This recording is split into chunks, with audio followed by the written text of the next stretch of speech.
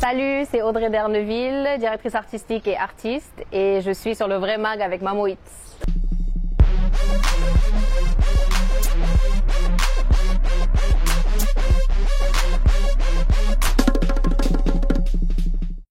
Je m'appelle Audrey Sali Derneville, je suis métisse sénégalaise capverdienne, j'habite entre Dakar et Los Angeles et je suis directrice artistique à Los Angeles et artiste à Dakar. Mon premier geste du matin, un café. Je peux pas fonctionner si j'ai pas ma tasse de café le matin. Et puis en général mon téléphone, regarder les messages la veille, les réseaux sociaux, un peu catch-up sur tout ce qui se passe. Et voilà, j'aime bien, j'ai besoin de prendre 1-2 heures le matin sans parler à personne, toute seule avec mon café et puis ensuite je peux démarrer.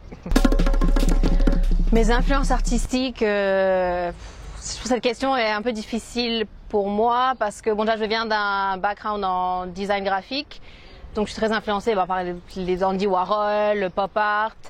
J'aime beaucoup tout ce qui est vintage, donc des pubs des années 70, des années 80, tout ce monde visuel m'inspire beaucoup. Mais sinon, dans mon art, je suis très inspirée par mon environnement. C'est-à-dire que la ville de Dakar m'inspire énormément.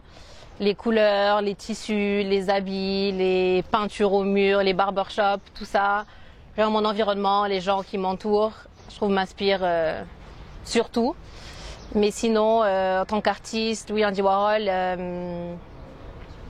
Kerry James Marshall, le charmant grand artiste afro-américain qui m'inspire beaucoup dans sa manière de travailler, le corps africain, noir, la peau noire. Et voilà, mais ça varie, j'ai des inspirations selon les projets plutôt. Oui, donc Dakar Stamp, c'était un projet où je faisais beaucoup de recherches visuellement et j'ai tombé sur une collection de timbres des colonies françaises au Sénégal que j'adore visuellement. Ce qu'ils rendaient, mais bon, c'était des représentations pour moi de l'image européenne, donc ce que eux voyaient de l'africain. Et je suis très inspirée par utiliser des visuels, on va dire, coloniaux, essayer de me les réapproprier et raconter des nouvelles histoires, raconter ce qui est pour moi le Sénégal, Dakar, ce qui représente mon pays. Donc voilà, j'ai voulu réimaginer sur 12 timbres un peu le visuel.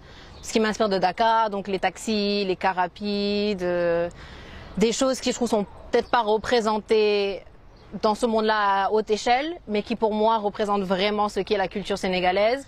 Et donc voilà, j'en ai fait une série de 12 de timbres sénégalais et ce qui a inspiré ensuite ma première grande peinture. Mais c'est vraiment voilà, me réapproprier l'histoire et un peu en refaire aujourd'hui une vision moderne de la ville. Les timbres, les gens ont beaucoup aimé, j'ai eu beaucoup de bons retours, beaucoup des Sénégalais, il y a beaucoup de gens de l'étranger qui ont voulu les acheter. Et moi, tout mon sentiment de base vivant à Los Angeles, à la base quand j'ai commencé à créer, c'est que je voulais moi décorer mon appartement avec quelque chose qui me rappelait ma culture, qui me rappelait le Sénégal. Mais si tu googles des posters d'Afrique, tu vas voir des girafes, des éléphants, des safaris. Et donc je voulais faire quelque chose de pop art, de moderne. Et les gens ont adoré. Beaucoup de gens, des Africains, de la diaspora aussi, ont ce même sentiment de vouloir décorer leur maison avec des choses qui leur rappellent. Beaucoup même d'étrangers. Je trouve qu'il y a eu beaucoup même d'Américains qui connaissent même pas le Sénégal, qui connaissent pas Dakar, mais qui ont répondu au visuel, aux couleurs. Les gens se sont beaucoup intéressés. Les gens me demandaient ce que ça représentait ça. Et je trouve que j'ai eu de très bons retours jusqu'à présent. Des gens qui me répondent, des gens qui arrivent à Dakar pour la première fois et qui ensuite ont envie de repartir aussi avec un souvenir. Et donc je trouve que ça sert de souvenir du Sénégal, un peu de carte postale. Et pour l'instant, j'ai eu des très bons retours dessus.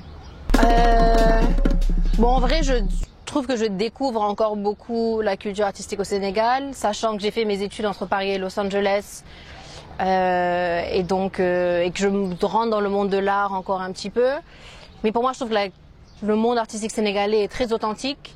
Je trouve que c'est pas par rapport aux grandes villes, qu'on dit les grandes villes de l'art, Paris, New York, Los Angeles, où je trouve que c'est beaucoup basé financièrement. C'est plus un monde business. Et je trouve qu'au Sénégal, les gens font de l'art pour l'art. C'est une vraie passion. Les gens ont des choses à raconter. Et je trouve que ça vient du cœur. C'est honnête, c'est des histoires. Et je trouve qu'on oublie même un peu la compensation derrière ou vouloir exposer dans des galeries. Je trouve que tout le monde ils racontent ce qu'ils ont à faire, c'est des matériaux, je trouve voilà, que c'est un monde très authentique, très inspirant et on a tellement d'histoires à raconter et je trouve que les gens racontent bien les histoires sur des formats différents et très créatifs. Une spécialité sénégalaise. Je dirais le ataya. Je trouve que l'ataya, l'idée des trois, faire quelque chose qui est amer au début, qui devient de plus en plus sucré. Je pense que je me retrouve un peu dans ça, où au début, l'image extérieure, j'ai peut-être l'air parfois un peu froide, un peu dure, et en me connaissant, je deviens plus douce et oui, ce mélange entre la mer et la menthe et le sucré, et puis rien que le fait pour moi, la pause ataya après un bon repas, s'asseoir et se prendre une tasse de thé relax, je trouve que ça représente beaucoup la culture sénégalaise. On n'est pas pressé, on n'est pas dans le rush, on prend le temps de manger nos repas, de nous asseoir, de prendre un bon thé. Et la culture, quand j'étais petite, avec mon frère, on allait prendre des ataya avec les gardiens dans la rue, on nous apprenait à les faire. Et toute cette culture, je trouve, je m'y retrouve. Celle qui me représente, je dirais ma dernière peinture que j'ai exposée, qui est littéralement un autoportrait. Et où je me représente moi un peu comme une géante sur la ville de Dakar. Et c'était vraiment, pour ma première peinture, je voulais me représenter ce qui m'inspire. Et donc je représentais la ville de Dakar, les couleurs, l'univers, il y a les lutteurs, il y a un taxi, il y a de la typographie et les timbres encore. Et vraiment tout cet univers coloré, je trouve, me représente et représente où j'aimerais aller en tant qu'artiste. Oui, je suis quelqu'un qui, en tant qu'artiste, et sachant que je viens du monde du design graphique, je suis je m'arrête pas sur un médium, on va dire, et donc j'aime beaucoup explorer. Pour moi, la création, ça va partout. Et donc Dakar, quand j'ai fait les timbres de Dakar, ensuite j'ai toujours eu l'envie de faire des t-shirts, de faire des tenues. Donc je me dis faire des t-shirts qui représentent encore la ville de Dakar.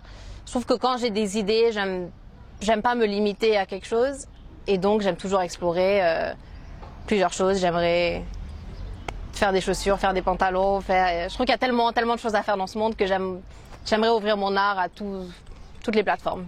Les t-shirts, pour l'instant c'est des t-shirts qui représentent la ville de Dakar. C'est vraiment un hommage. Je crois que tout ce que je fais, c'est un hommage. J'aime bien l'idée de faire quelque chose que les gens pourront ramener avec eux. Mon slogan, c'est pour la nostalgie et la diaspora. Et j'aimerais positionner tout le langage de Dakar dans quelque chose de moderne. Et donc faire des t-shirts un peu street art qui sortent de l'image qu'on a habituellement des habits africains qui sont le wax, les tissus. Et donc j'aimerais continuer à pousser les habits, pousser les marques, et dans le street art, street art africain, streetwear africain. Et voilà, pour l'instant, j'ai quelques designs sur la ville de Dakar, éventuellement faire d'autres villes, faire d'autres villes africaines. Et voilà. Mes projets, je sais pas, je suis pas vraiment quelqu'un qui planifie. Je bouge un peu avec le vent. Bon, là, j'ai des projets d'expo de peinture qui continuent. Là, je travaille sur mes 3 prochaines peintures. Et sinon, continuer à créer. Et puis, je dis toujours que je crée pour moi avant de créer pour les gens. Donc, je travaille sur ma créativité, je crée, je produis, je l'ouvre au monde. Et puis ensuite, les projets viennent à moi, selon qui répond, selon... voilà.